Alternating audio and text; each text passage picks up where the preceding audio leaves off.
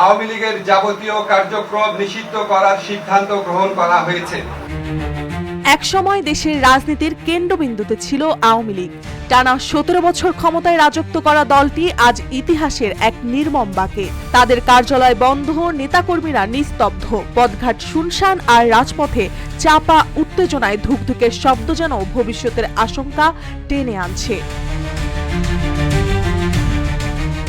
বাংলাদেশের রাজনীতিতে এক অপ্রত্যাশিত মোড়। ডক্টর ইউনূসের এক ঘোষণায় নিষিদ্ধ হলো আওয়ামী লীগের সকল কার্যক্রম, স্থগিত করা হলো অবশেষে নিবন্ধনও।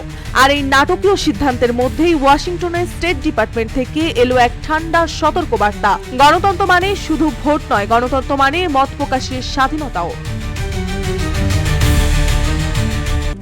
RICL TMX, যুগের পর যুগ স্থাপনা থাকে মজবুত। গত সোমবার রাতে একটি ঘোষণায় জানানো হয় আওয়ামী লীগ এবং এর সকল অঙ্গ ও সহযোগী সংগঠনের কার্যক্রম বিচার শেষ না হওয়া পর্যন্ত নিষিদ্ধ। আর তার একদিন পরেই নির্বাচন কমিশন স্থগিত করে দেয় দলটির রাজনৈতিক সকল নিবন্ধন। যে দলটি একসময় স্বাধীনতার ঝান্ডা তুলে ধরেছিল, আজ তার ভবিষ্যৎ ঝুলে আছে নিষেধাজ্ঞার দড়িতে।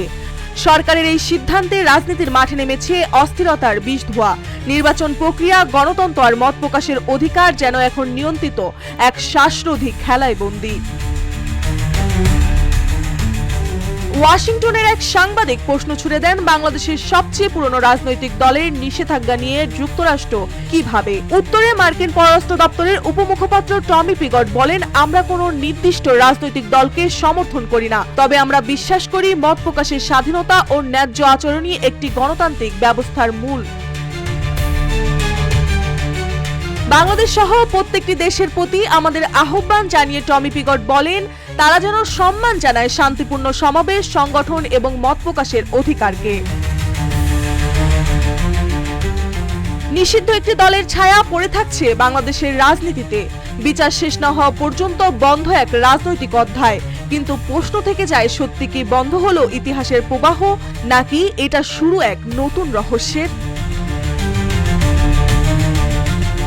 মার্জিয়া মৌ, রূপালী বাংলাদেশ।